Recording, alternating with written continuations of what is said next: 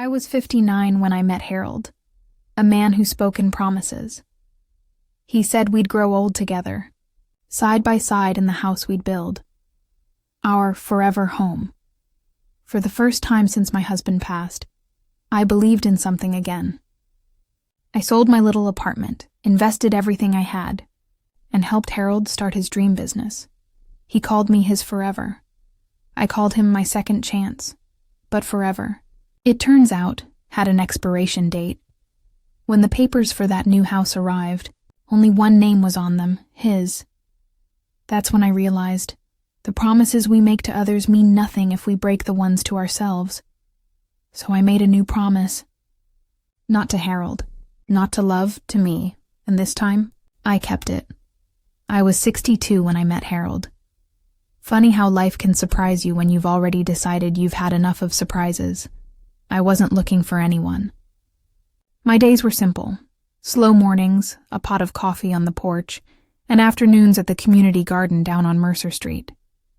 I'd retired from nursing 2 years before, and I was just beginning to learn how to be still. After 38 years of double shifts, sleepless nights, and people needing me every second, stillness didn't come easy. The garden was my peace. Rows of tomato plants, sunflowers leaning into the light, a handful of folks from the neighborhood tending their little squares of earth. That's where I first saw him, Harold. He was standing by the hydrangeas, looking like a man who didn't quite know what to do with his hands.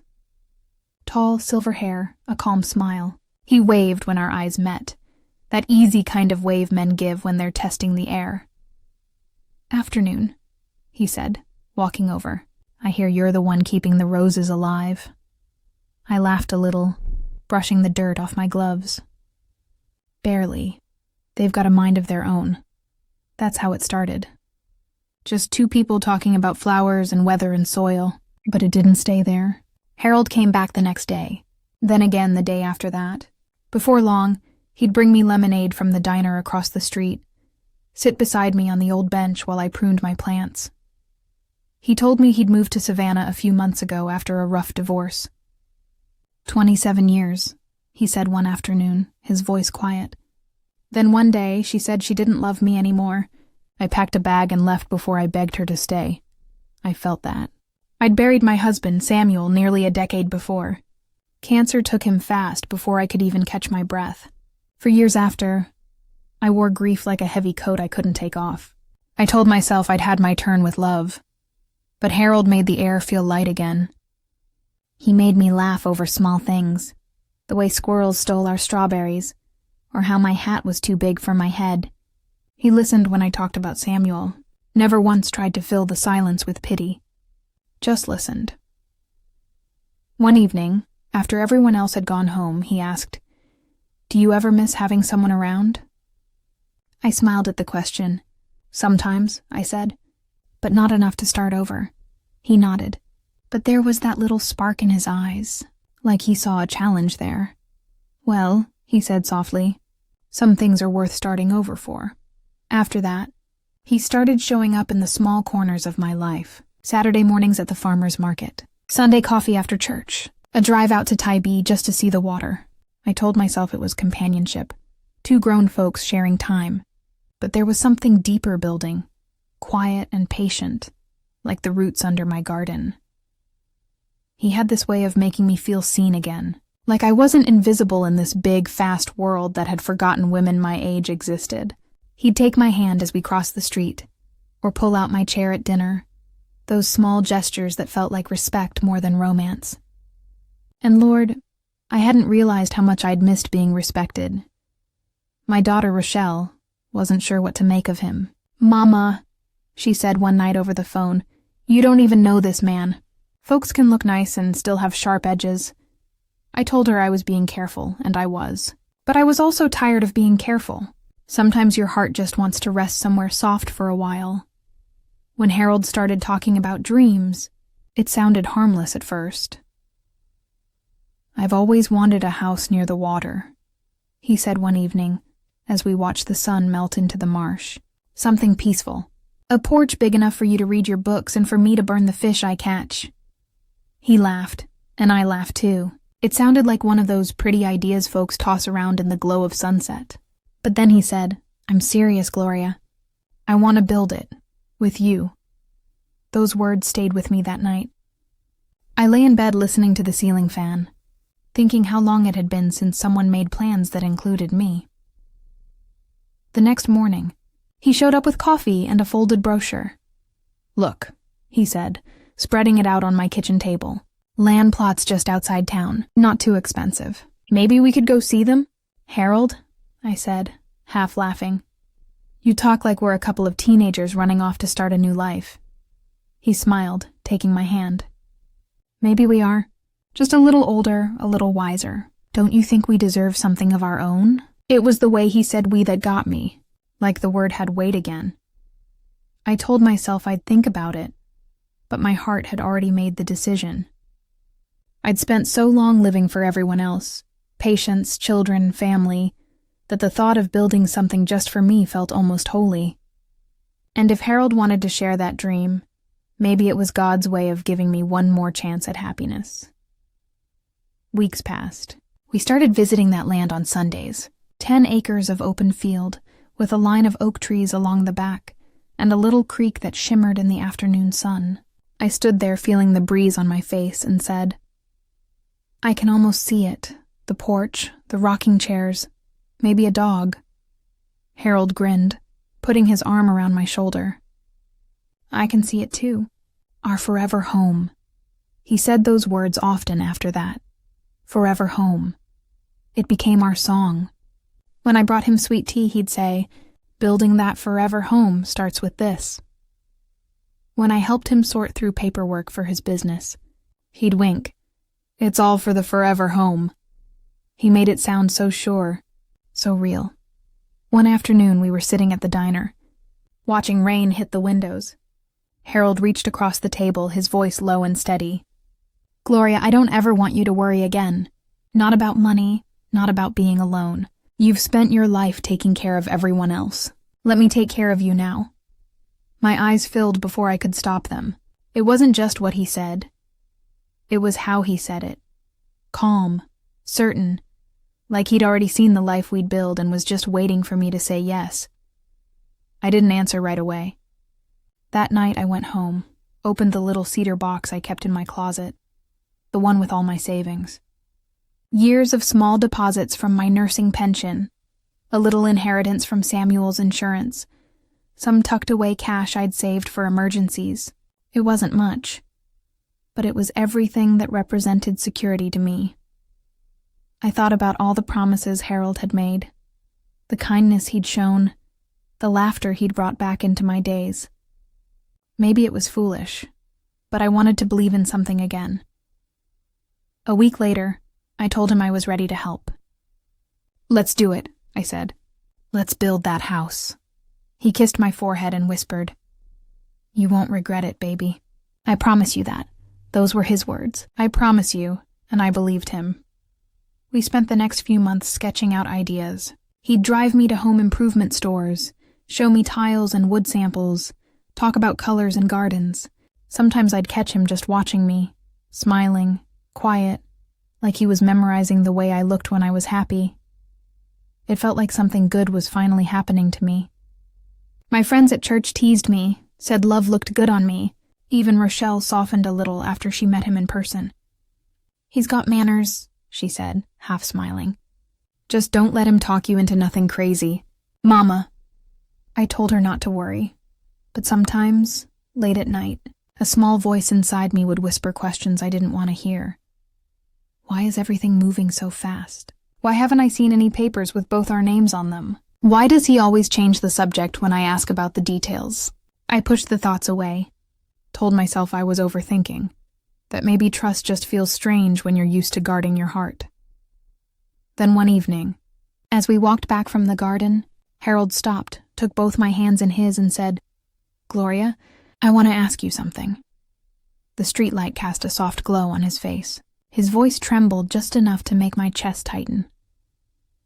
"I want us to build this house together," he said, his thumb brushing my knuckles. "And I want you to know, I'm in this for the long haul. You're my forever." He pulled a small velvet box from his pocket and opened it. Inside was a gold band. Simple, elegant, like something from another time. Will you build that forever home with me? I couldn't speak for a moment. My heart beat so loud I could barely hear him. I nodded, tears in my eyes, and he slid the ring onto my finger. That was the night I said yes, not just to Harold, but to the promise of something new.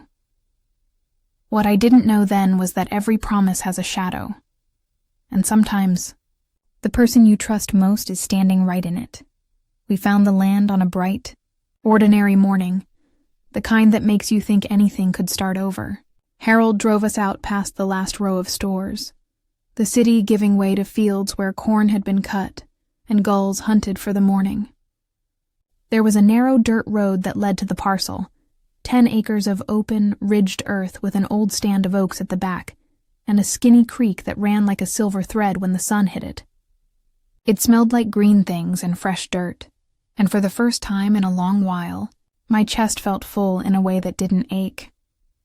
We stood there with the broker, a younger man in a sun-faded cap, and Harold took my hand like he always did. "Right here," he said, pointing to a spot where the light fell through the leaves. "Right there will be the porch." He smiled at me as if he'd been carrying that picture in his mind for years. I could see the porch all right, rocking chairs, a planter overflowing with geraniums, a dog asleep in the corner. It felt possible. Buying the land felt like the natural next step. We signed the papers in a coffee shop, Harold folding his long fingers around a warm mug as if the whole thing was almost ceremonial. I handed over a check from my savings, more than I'd expected to ever spend on anything that wasn't a bill. My hands shook a little when I did it, but Harold squeezed them and said, "You did the right thing." I wanted to believe him with all my heart. Then the work began in earnest. When you're 62 and you've done your fair share of lifting and moving in life, handling a new project gives you a strange, steady energy. I threw myself into the house like I'd thrown myself into nursing many years ago, only this time the work felt like a soft balm. I picked tiles, held paint samples against the sunlight streaming through the kitchen window of the little rental we were staying in, and sampled fabrics until the cloth felt like something I wanted to rest my hand on for the rest of my days. Harold loved my excitement.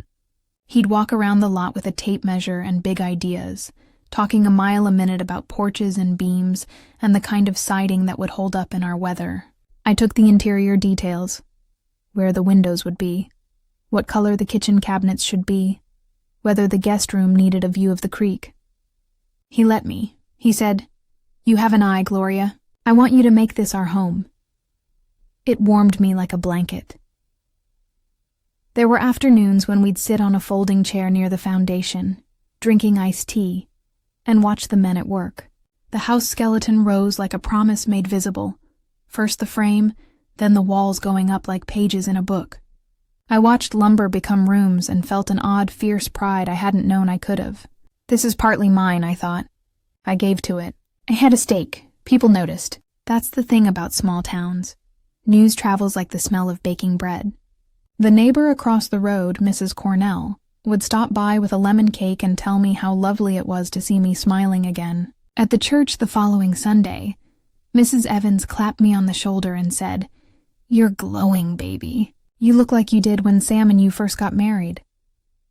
Compliments were everywhere, stitched into everyday conversation. It felt good to be seen. Not for what I had done, or what I had lost, but for what I was building. Still, there were whispers. People whispered when they thought they were being careful. Harold would laugh it off in his low, calm way and say, "They're just talk." I tried to ignore it because some part of me wanted to be the woman who could simply be happy without an audience. But it's hard not to hear when your name is threaded into the town's gossip like a new color in the fabric. My best friend Mildred didn't whisper. She sat me down at the kitchen table one evening with a cup of tea that had been steeped for too long and looked at me like the sister she'd been for 40 years. "Gloria," she said, slow and measured, "you know I want you to be happy. But you know Harold's been acting funny about the paperwork. Keep something in your name, child. Keep something to yourself. She folded her hands as if she were about to pray. At least a little. Let him handle his business, yes, but keep your name on something. I remember how the words landed, soft, then insistent. I told Mildred, as I had told Rochelle, that I trusted him. I said it like it was a fact rather than something my heart hoped for. There's a difference between trusting someone and throwing caution away. I wanted to believe Harold was different. I wanted to believe in the kindness I saw in him, how he'd rub my feet when they ached, how he'd bring the newspaper to the porch and read it aloud with that funny voice for the comics. I wanted the comfort of his hand. Still, there are nights when worry slips through the cracks. I'd wake up sometimes and catch myself thinking about numbers and signatures, about deeds and names on paper. I would lean over the cedar box where I kept my savings, notes folded like secret promises, and feel its weight like a talisman. I promised myself I'd be smart.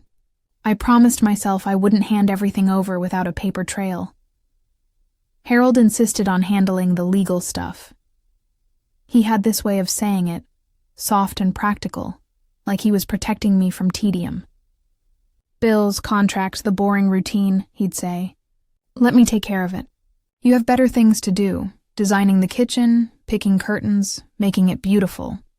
He made it sound like a favor, and in a way, I appreciated it. After a lifetime of having documents explained in numbers and forms, it was almost restful to have someone else speak the language of lawyers and brokers. I remember the first stack of papers he brought home, folders full of neat pages, seals and stamps that made everything feel official. He set them on the counter like an offer. I met with the lawyer today, he said, stirring his coffee with a long spoon. They'll get everything filed. You don't have to worry. I ran my fingers along the top document, feeling the raised letters of the title, and nodded. I wanted to trust him. I told myself trust was part of love, and love had been scarce in my life for a long time. Friends admired the choices I made for the house. I chose wide windows so the sun could find every corner. I picked a kitchen island big enough for someone to sit at while the other cooked. Harold would tease me about my obsession with good light. You want to be able to see the quilting mistakes from the porch, he'd say, and we'd both laugh. We spent weekends at antique shops finding things that would fit the place. An old oak bench for the mudroom, a brass lamp that looked like it had seen stories. Each piece felt like adding a sentence to a book we were writing together. There were small celebrations, lunches on the lot when a big panel was put up, a bottle of cheap champagne when the roofers finished. I invited my daughter once to see the house, and she stood with her arms crossed at first, then softer, then smiling. It's really happening, Mama, she said, as if the sight of walls against the sky had given permission for hope. She hugged me like she wanted to make sure it was real. Even so, there were moments that didn't sit right. Once, when Harold thought I was asleep, I found a file tucked into the glove compartment of his truck. It had receipts, payments he'd made, some to businesses I recognized and some to places I didn't. There was a loose sheet with scribbled project notes and a name, his name, written alone at the top. My heart hit my ribs funny then, a small alarm that said, "Look closer." I shut the glove compartment and told myself I'd been foolish to look. I put the feeling in a little pocket and kept moving forward. As the house rose, so did my hope. Each morning I woke with the smell of sawdust in my thoughts and felt the strange thrill of seeing a place we had imagined become a structure. I walked the rooms even when they were skeletal, stepping between studs like a pilgrim of my own making. I imagined cooking in that kitchen, a pot of stew simmering while guests laughed at the table. I imagined mornings when sunlight would pour on the porch and friends would come for coffee without asking permission. Neighbors stopped by to watch the progress, to offer casseroles, to ask when the housewarming would be. Harold and I would stand and wave at people like royalty on a small, quiet stage. My name joined the conversation in a way it hadn't for years, not as the woman whispered about in sorrow, but as the woman building something. I liked that title. I liked the feel of being seen for strength again. And Harold, he seemed to grow almost brighter as the structure grew. He moved through the plans like a man who had finally found the place he'd been looking for. He'd sit with the foreman, talking through expectations and schedules, and still find time to bring me a handkerchief when the pollen got in my eyes. He'd fold up the blueprints and carry them like a treasure map that ended with me on the porch, reading. The days blurred into a gentle rhythm. I would pick fabric swatches in the morning, visit the lot in the afternoon, and come home to a quiet evening with Harold where we'd talk about nothing and everything. We'd fall asleep to the hum of the television, his hand finding mine under the blanket like it always had. I thought that was what forever felt like. Steady, unremarkable, comforting.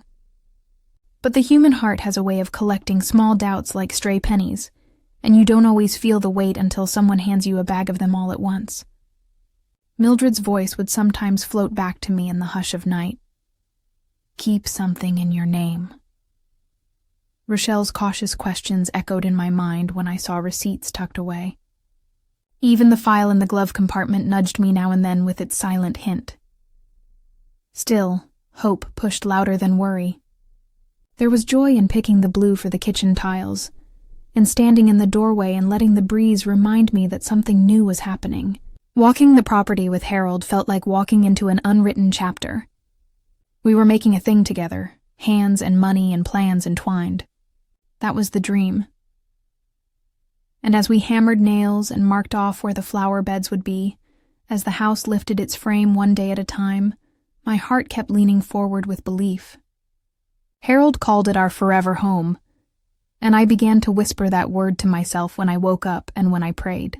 Forever sounded possible, and that possibility made the rest of the world, for a little while, seem kindly what I didn't know then, what I couldn't have known. Sitting on that folding chair with the sun warming my shoulders, was that the neat stacks of paperwork and the easy way Harold talked about handling things would be the very place where promises could hide. The house grew up around us.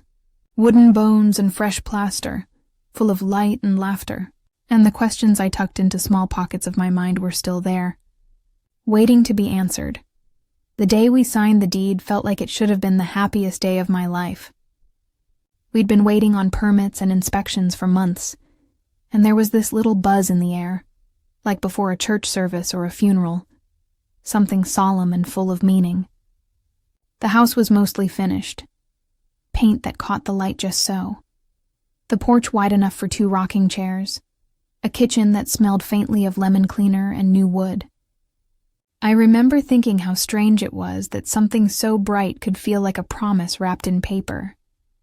Harold was quieter than usual that morning. He kept checking his watch and smiling in a way that said he had somewhere important to be. He said the lawyer would meet us at the office, that he'd handle the signatures so I wouldn't have to fret over all that legal language. I told him I trusted him. I'd trusted him so many times by then that it felt automatic, like breathing or making the bed. The lawyer's office smelled like coffee and old books. We sat across from a man with a neat beard and glasses who tapped his pen against the table with a patient rhythm. He slid a stack of papers toward us with a soft wooden thud. "Here we go," he said. "This is the deed." Harold gave me one of those easy smiles and patted my hand. "You okay?" he asked. "You sure you don't want me to handle it?" I told him I'd sign. I wanted my name on that paper. I wanted proof that the hours I'd spent choosing tiles and painting shutters, the money I'd tucked into that cedar box and later handed to him, the way I had thought of this house at night, that all of it mattered. It mattered to me. It mattered like a promise does. I read through the first page, skimming.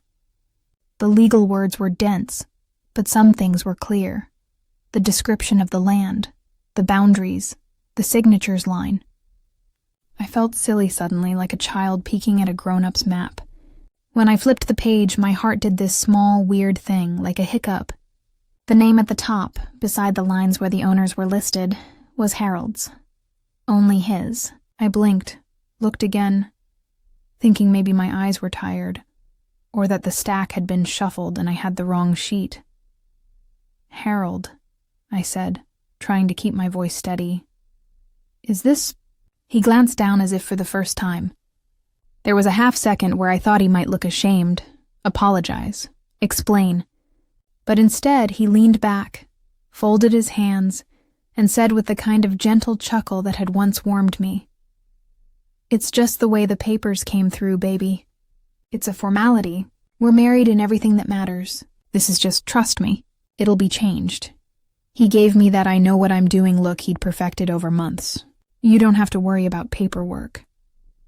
The lawyer, busy with his own notes, didn't over-explain. He said, "We can add a co-ownership clause later if you prefer. It's not uncommon." He sounded like a man who'd seen this 100 times, and his voice was meant to soothe. Harold squeezed my hand like it was a secret between us. "See? Nothing to fuss over." But a small crack ran under my skin then, like frost through a window pane.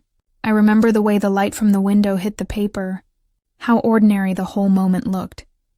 2 cups of coffee, a pen, the sound of cars outside, and how something inside me felt very, very small and cold. I signed. Harold signed. We left with cups of lukewarm coffee and the rustle of papers folded into a briefcase.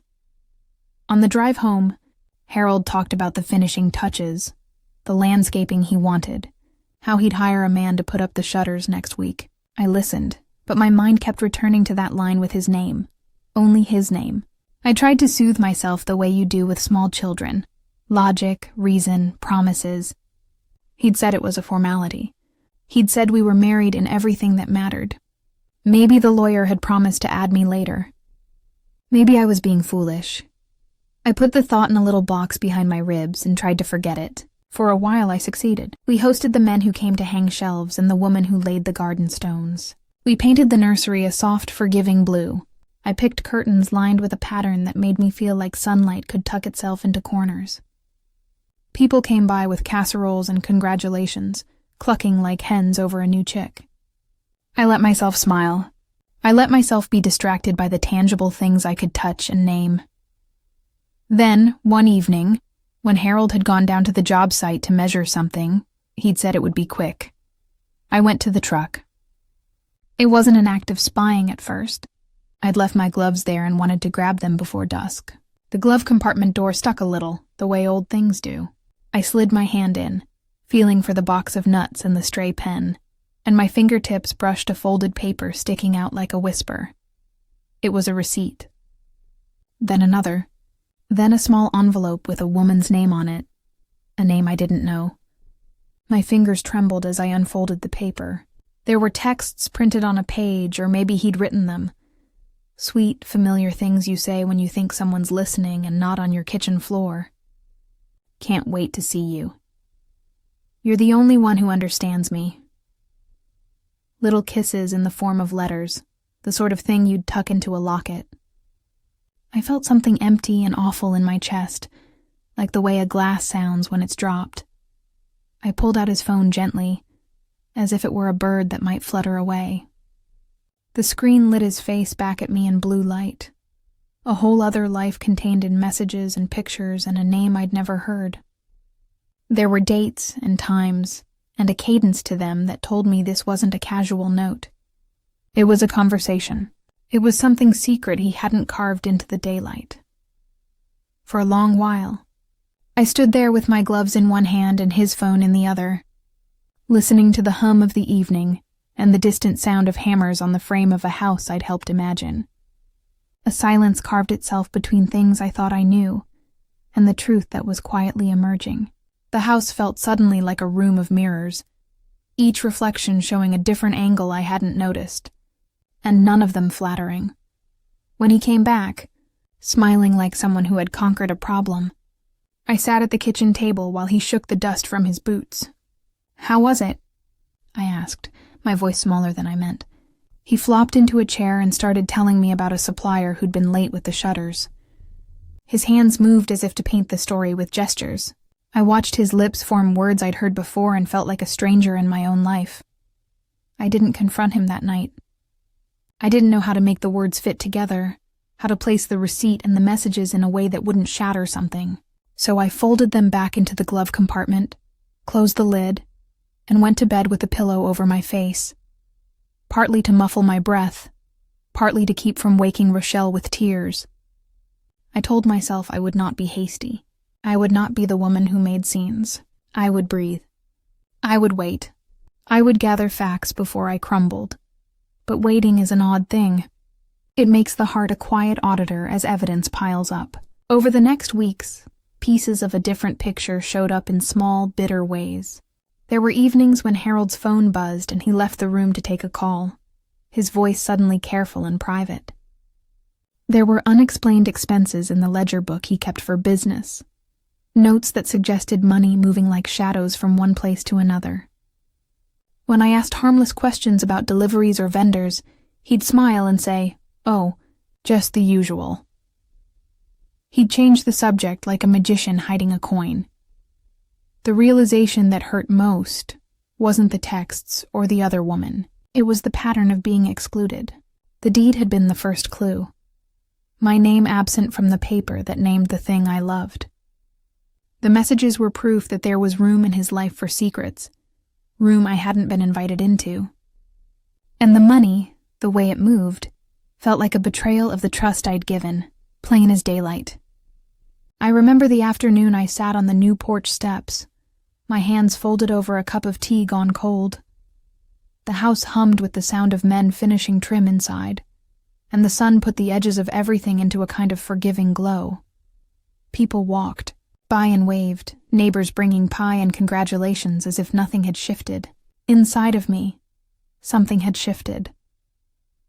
I could feel the surface of my faith cracked, and the cold wind coming through. There's a peculiar kind of grief that follows this sort of discovery. Not the dramatic, loud grief that fills rooms with weeping, but the quiet, domestic kind that rearranges how you look at your own hands. I thought about the years I had worked nights at the hospital, the money I'd tucked away from overtime shifts, the careful way I'd saved. I thought about the therapy of choosing curtains, and the small joy of finding a rug that matched the blue in the kitchen tiles. Had all of that been part of a shared dream, or had I been pouring my warmth into the foundation of someone else's house? I still loved what we had created in a practical sense. The rooms were beautiful. The windows caught the morning light in a way I'd always hoped for. But love and ownership are not the same thing, and all the soft things in the house started to feel like props in a play where I was the only actor who didn't know the script. That night, I lay awake and listened to the house breathe. Each creak was a word I couldn't translate. I thought about Mildred's warning, "Keep something in your name," and felt the bitter truth of it sink like salt. I thought about Rochelle's worried face, and how she'd folded her arms when she'd tried to be cautious. I thought about all. The promises Harold had made, his soft assurances, his hands on my shoulder, and how easy it can be to mistake a man's comfort for a man's commitment. I'd helped build a home I didn't own, with a man I thought I knew. The idea unclipped something inside me. It made me watchful in a way I hadn't been before. It made the laugh lines around my eyes seem like something that had been earned, and something that now needed protection. The house stood there under the stars, all angles and paint and good intentions, and I sat on the porch and realized that the next steps would not be about hammering trim or choosing light fixtures. They would be about truth, and what to do with it when it finally arrives at your door. After the deed and the messages and the small, stinging truths I'd found in the glove compartment, I surprised myself by doing the thing I'd always done best. I went quiet. Not the dramatic kind of silence that slams doors and throws plates, but the kind that folds like a blanket around you and keeps a hidden fire burning. I stopped asking questions out loud. I stopped letting my worry take the shape of scenes where I lost my voice. Instead, I let it go inward and sharpen itself into something steadier. Attention. People expect drama when they suspect a betrayal. I'd seen enough of other people's grief in hospital rooms to know that noise doesn't always heal anything. So I watched. I listened. I let the pieces reveal themselves in their own time. The first thing I did was little and ordinary. I started keeping a notebook. You'd laugh if you saw how neat I made the entries. Dates, times, Small phrases. Truck, 3:12 p.m., glove compartment. I'd write. Payment to Harold's Supply, 6-2. It was simple, but it helped. There's a clarity that comes when you put things down on paper. They stop being foggy feelings and become facts you can hold. I watched Harold like a woman watching the weather, observing, not predicting, just noting the way the sky changes. He still came home with the same low smile, still kissed my forehead like nothing had happened. He was careful, too, as if he sensed something sifting beneath the surface, but couldn't name it. He'd tell stories about suppliers and schedules, about the man who was late with the shingles, and the woman who'd insisted on a certain shade of blue. He sounded like the same man I'd fallen for in small ways, the way his voice softened when he talked about a good cup of coffee, the way he would whistle when a song he'd liked came on the radio. It made the watching harder sometimes, because sympathy tangled with the caution I'd taught myself. I asked for bank statements. That's where the real work began. I didn't march into the bank with accusations or drama, just calm, the voice of a woman who'd once negotiated hospital budgets and insurance claims. The teller didn't know my story. She only knew a steady woman with a steady voice who wanted copies of older statements. I like to keep my records, I told her, and she smiled and gave me what I asked for. I took the envelopes home and spread the papers across my kitchen table like a map. At first it was confusing. Numbers lined up in columns, dates and deposits that meant nothing to most folk. But I had a mind for details, honed from nights charting vitals and keeping careful watch over patients. The pattern in the accounts began to show itself the way veins show through a leaf. There were transfers with descriptions that made me cock my head. Payments to H. Construction. Then to an LLC I'd never heard of. Then back out to places that, on the surface, had nothing to do with building a house. A payment that matched the exact amount I'd given to Harold 3 months earlier had been routed in a way that hid its origin. I didn't jump to conclusions. I copied pages. I circled numbers with a pencil. I made a stack of photocopies and tucked them into a folder labeled "For Me." It felt like armor. There were other things, the little inconsistencies that add up. I found an invoice for consulting services with Harold's name. But when I called the number on the invoice, a man with a gruff voice answered and said they'd never heard of Harold. One night, when he left his laptop on the table, I noticed a file labeled with a business name I didn't recognize. I opened it and found spreadsheets with columns of numbers that didn't match the ledger book he kept beside his coffee cup.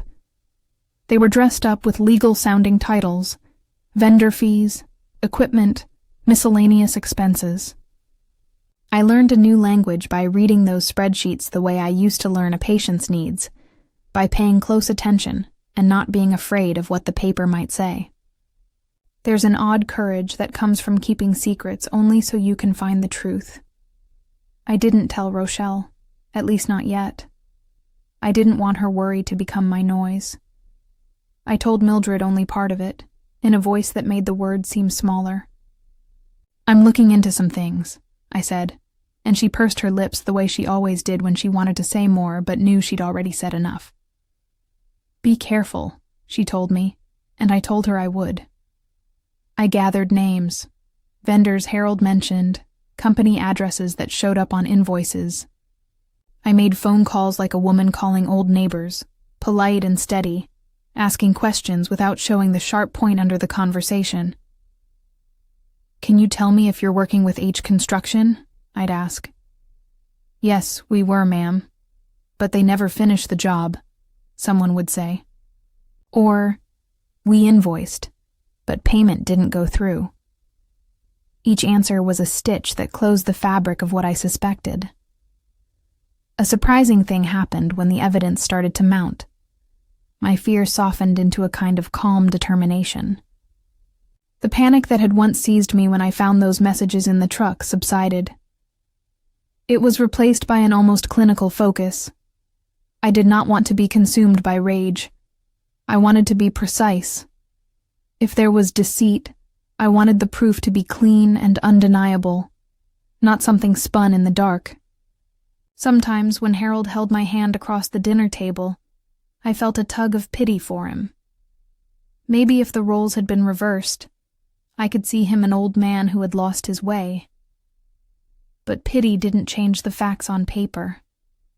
Money taken without consent, companies that existed on paper but not in reality, accounts that funneled funds away from the project we were supposed to be building together. These were facts that needed to be arranged into a story that the world would see. I learned to listen to the small sounds he made, the cough that sounded staged, the way he would clear his throat when a lie sat heavy in his mouth.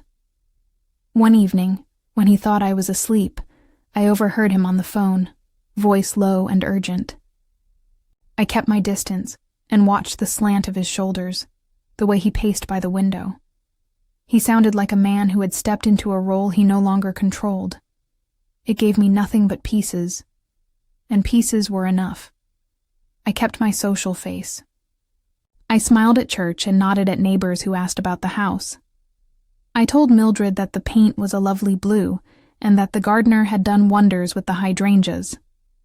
When friends came over, I set out tea cookies and tried my best to enjoy their laughter. It was a small theater.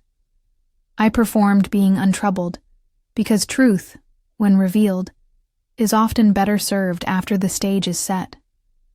There were moments when guilt flowered in me like a stubborn weed. Guilt for keeping secrets from my daughter. Guilt for watching Harold instead of confronting him like the people in the novels do. Dramatic and stormy, but I kept reminding myself that this was not drama. This was protection. If there was fraud, if my money had been misdirected, my calm would protect the evidence. My quiet would let the truth fall into place without the clatter of accusations that could make it messy.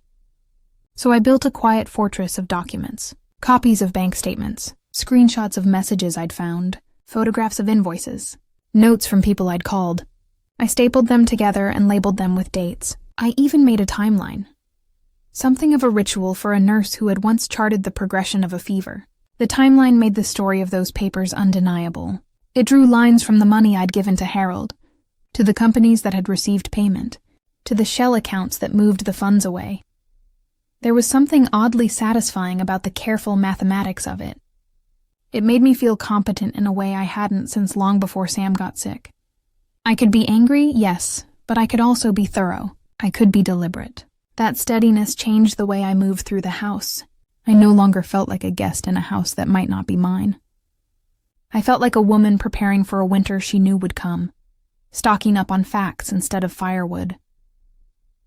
Harold was oblivious to most of my work. He assumed my silence was sorrow, or fatigue, or the reflective quiet of a woman who'd had much life. He bragged about me now and then to friends, how I had such a knack for choosing paint colors, how proud I made him feel.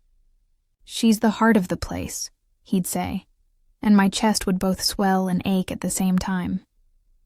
He couldn't see the stack of papers hidden in my bedside table. He didn't know about the folder I'd kept in my walking stick bag for when I went to the bank. He thought I'd be the same trusting woman he'd courted with lemonade and porch plans. There were nights when I watched him sleep and felt 1,000 contradictions. I still remembered the small things that had made me fall in love with his gentle manners, the way he'd warm the plate when my hands were cold, the soft way he'd say my name. I still wanted to believe in the man who'd laughed with me over squirrels stealing strawberries. But believing and proving are two different skills, and both were needed now. As the weeks passed and the house hummed with final touches, my quiet did not go unnoticed. People said I was patient and composed. They called me strong. They didn't know the private wiring under the surface. The way I'd learned to catch a pattern in numbers, to listen for a trembling in a voice, to make friends with the truth in documents. I smiled at dinner, poured myself wine, and kept my eyes steady. Harold would hold my hand and tell me how lucky he felt. I would squeeze back, and I would be thinking about balance sheets and the names that didn't belong. planning your peace is a different kind of work. It isn't loud or grand. It is meticulous and lonely, and it feels like preparing a garden for winter, pulling up the weeds, laying down mulch, making sure the bulbs are safe beneath the soil. I was doing that work. I was biding my time until the right moment to unearth everything. People say revenge is loud, but I was not thinking about noise. I was thinking about justice that fits your hands. I would not be hasty. I would be careful. I would make sure that when I stepped forward, I would do so with everything in order. For now, I would keep my smile and my tea and my careful notebook. For now, I would let Harold think the woman he loved was blind. And in the quiet of our home, with the tools of the house laid around like the bones of a new life, I planned. When Harold's little empire began to wobble, it did so the quiet way rust works through metal, slow at first, then all at once. Vendors stopped returning calls. One contractor finally admitted he hadn't been paid for the decking.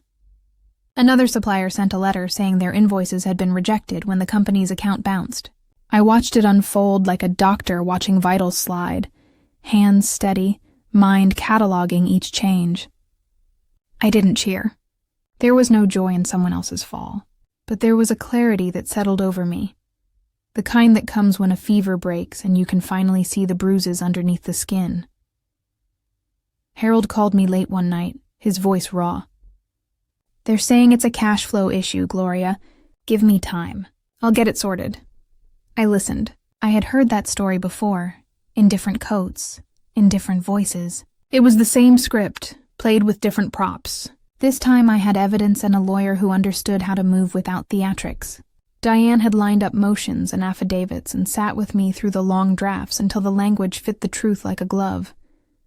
The bank had already frozen some accounts.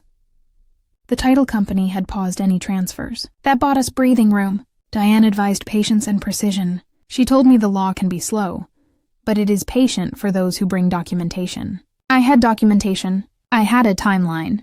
I had a ledger traced into neat columns that showed, in black and white, where my money had gone. What I didn't expect was how quickly consequence followed mismanagement. Harold's lenders pulled lines of credit. His suppliers sued.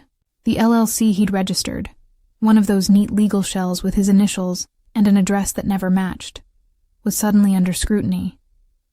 Men who'd been lenient suddenly used words like fraud and insolvency. I felt the air in the house change. Where once there had been confident plans and sketches for porches, there was now an odor of hurried phone calls and quiet, angry conversations in the truck. I remember sitting at my kitchen table, the same table I'd once used to chart medication schedules for patients, and feeling a calm that surprised me. This was not the time for theatrical revenge. It was the moment for the slow, sure work I had been doing. Documentation, legal filings, careful moves that would make what I had given come back to me. I thought of Mildred's warning, "Keep something in your name," and felt the fierce gratitude of someone who had finally listened to good advice. Diane found a pathway I'd never thought about, one that didn't rely on theatrics, but on the peculiarities of paperwork and sequence. There were little windows in the records where names and entries had been interchanged, typos and assumptions that, put together, made a small opening. Harold had been careless in places where he'd been confident he could hide. And confidence, I learned, is brittle when facts are on the other side. We filed a quiet title action on my behalf. It's funny how the word quiet can hold so much power. It was a legal move to establish ownership and remove clouds of doubt from the record. Diane worked with the title company and dug through filings, many of which Harold had signed in a rush or without reading carefully because he thought he was in control. There was a document, one of those forms that had asked for a legal name and a prior owner, that contained my maiden name. Harold had used it in passing, perhaps thinking it was a harmless detail, perhaps thinking no one would notice. No one had paid attention to that small line. But Diane and I did. That little page became the hinge. It tied a portion of the land to a name Harold had assumed was inconsequential. It meant that when the title company traced back ownership, there was a path that led, in part, to me, if only because the paperwork had been messy enough to allow it.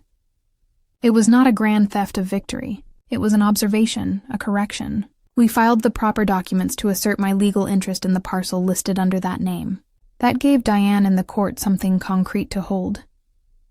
In court, the proceedings weren't dramatic in the melodramatic sense. There were lawyers in dark suits, a judge who spoke in calm, measured tones, and an ordinary rhythm to the exchange of papers.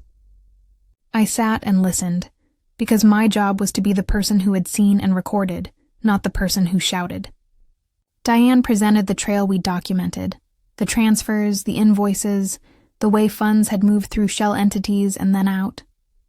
She showed how some sums that were ostensibly for construction had been redirected. She showed how my contributions had been recorded and, in places, masked by sloppy entries.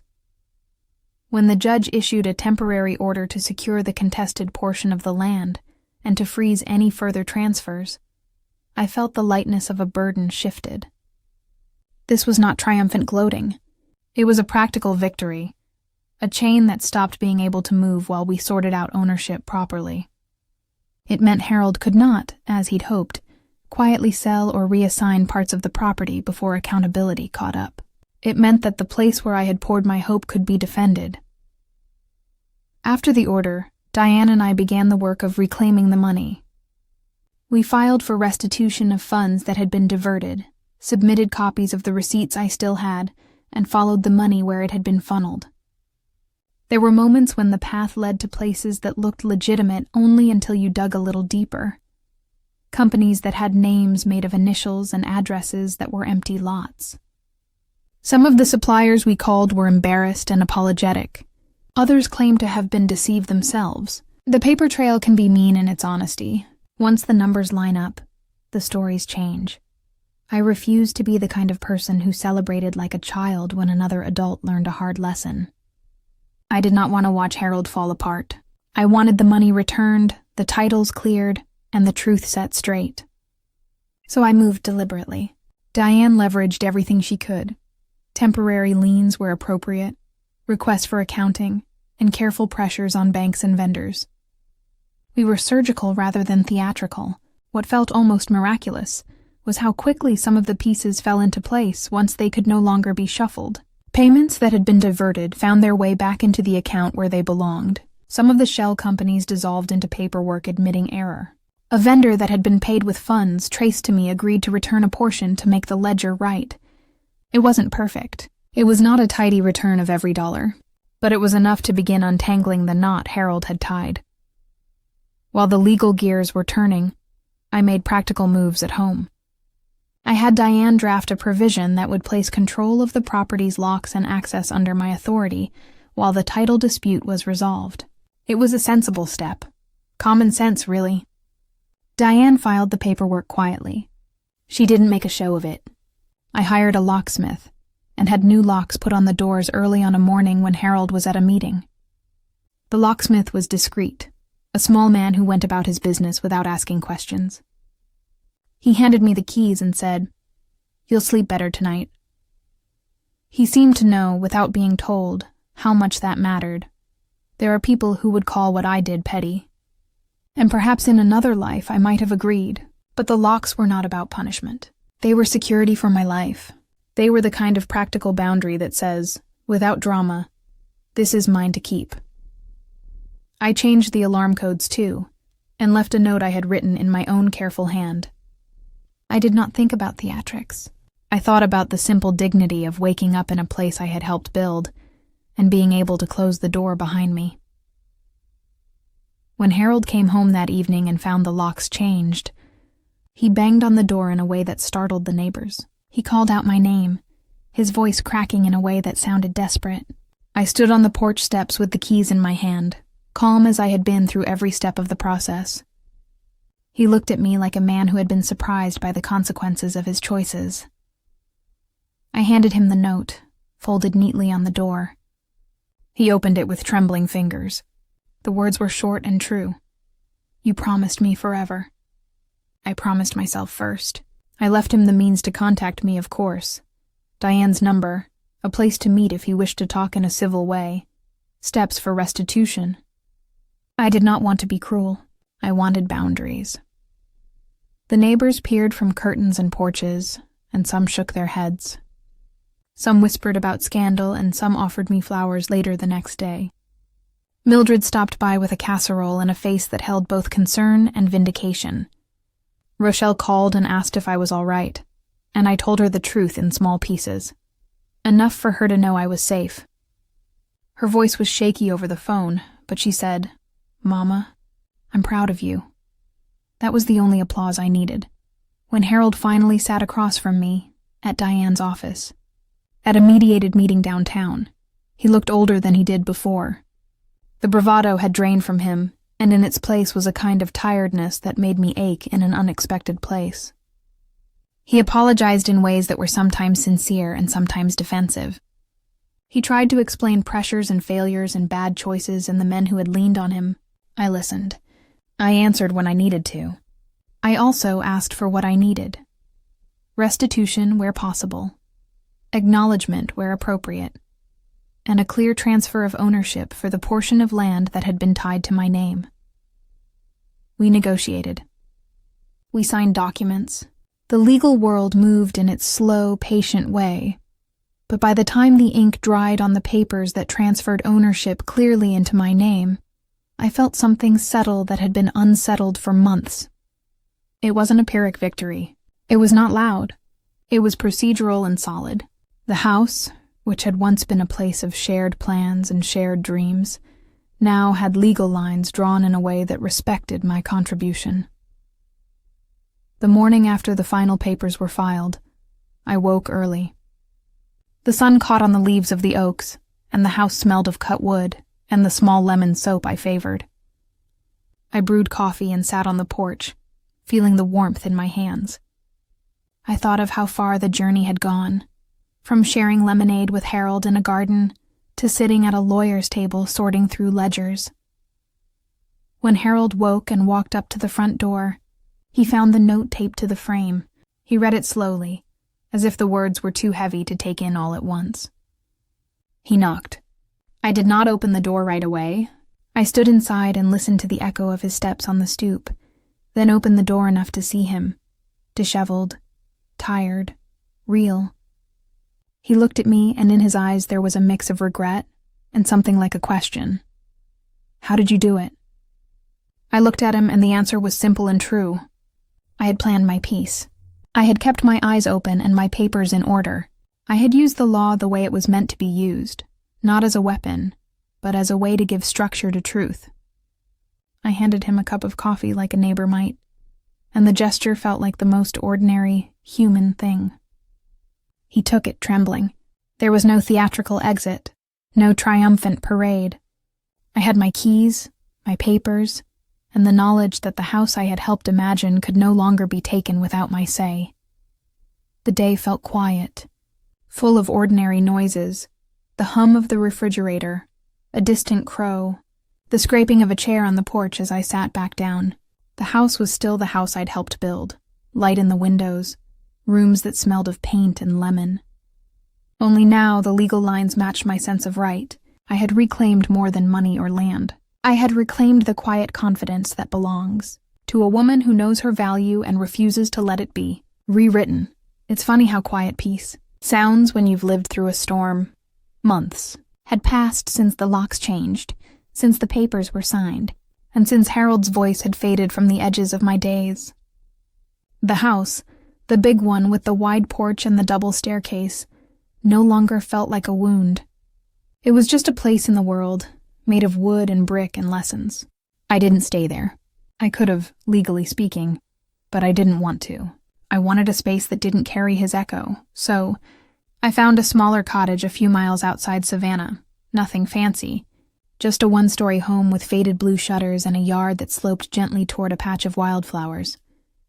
The first time I saw it, sunlight hit the windows in a way that made them shimmer. And I knew. It wasn't grand, but it was mine. When the realtor handed me the keys, she said, "It's a humble place, Miss Gloria, but it has good bones." I smiled, turning the cool metal over in my palm. "Good bones," I repeated. "That's all I need." I used money I'd recovered through the case, every cent accounted for, every line signed in my name, and I paid for the cottage outright. No loans, no cosigners, no waiting for anyone's approval. The day I wrote that final check, my hands didn't shake the way they used to when I gave away money in the name of love. They were steady, certain. It wasn't about buying property this time. It was about reclaiming ownership of my life. The first week there felt like learning how to breathe again. I unpacked slowly, one box at a time. Every item I set down felt like a quiet declaration. This is mine. This space is safe. I hung wind chimes by the back door, and when the wind came through the garden, they made a soft, tinkling sound, gentle, never urgent. I started gardening again, the way I had before Harold, and before promises turned to paperwork. There was comfort in the dirt. I planted tomatoes, collard greens, and zinnias along the fence. I'd always said you can tell a person's peace by how they tend to living things, and those plants grew like they knew they were loved. Sometimes I'd hum while watering them, old hymns mostly, or the songs Sam used to play on his radio when we were young. My hands worked the soil, but my mind wandered through memories, of gardens, of laughter, of second chances and what they'd cost. One afternoon, I was kneeling in the yard, trimming roses, when Mildred came by. She stood there, hands on her hips, taking in the sight of the small house, the flower beds, and the quiet hum of my new life. "You look different," she said. "Older?"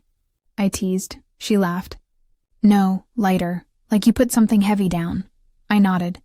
She was right. The weight I'd been carrying for so long had been invisible to most folks, but it had bent my back and my voice. It wasn't just about Harold. It was about all the years of giving without keeping a piece for myself. For the first time, I felt free. Not from a man, not from a place, but from the part of me that used to confuse love with losing pieces of myself. Sometimes, when I thought about Harold, there wasn't bitterness anymore, just a distant ache, like a healed scar that reminds you where you've been. He'd tried to call once or twice, voicemails full of apologies, explanations, the kind of words that arrive long after they matter. I didn't return the calls. I didn't need to. Some goodbyes don't need noise. They just need distance. Rochelle came to visit not long after I settled in. She brought her little boy, my grandson, who ran circles around the yard chasing butterflies. Watching him, I felt something open in me, a simple joy I hadn't felt in years. She hugged me long and hard before leaving. "You did good, Mama," she whispered. "You really did." After they drove off, I sat on the porch with a cup of tea and let the world be quiet. The light shifted across the garden, and for the first time I didn't think about what I'd lost. I thought about what I'd built. My peace, my strength, my home. It wasn't the forever home Harold had promised, but in a way it was something better. Forever is just a word people use when they want to sound certain. Peace is what you build when you stop chasing other people's promises and start keeping your own. Some evenings, when the sun slipped low and the air turned gold, I'd catch myself talking to Sam out loud. "You'd like it here," I'd tell him. "It's quiet, but not lonely. It's mine." And I swear sometimes I could almost hear him laugh in that low, familiar way of his. The sound of a man proud of a woman who finally remembered her worth. I started writing again, too. Just small things, journal entries, letters I'd never send. Writing helped me put shape to everything that had happened, helped me see it not as a tragedy, but as a story that had carried me from loss to lesson. I even found myself giving advice to other women at church, about keeping your own bank account, about reading the fine print, about not being afraid to start over no matter your age. The younger women listened politely, but the older ones, those who'd loved and lost and given too much, nodded like they understood every word without me having to explain. Every night before bed, I'd open the window and let the night air drift through the curtains. I could hear crickets and the faint hum of the world outside, and I'd think, this is what safety sounds like. No raised voices, no hidden files, no silence filled with suspicion. Just peace. I wasn't rich. I wasn't famous. I wasn't living in some dream house by the water like Harold once promised. But I had something rarer than all that. Contentment. My bills were paid. My name was on every piece of paper that mattered, and my reflection in the mirror looked like someone I finally recognized. One morning, I got a letter from the court, just a plain envelope with my name typed neatly across the front. Inside was the final notice. The dispute was closed, and the property was officially mine, clear and uncontested.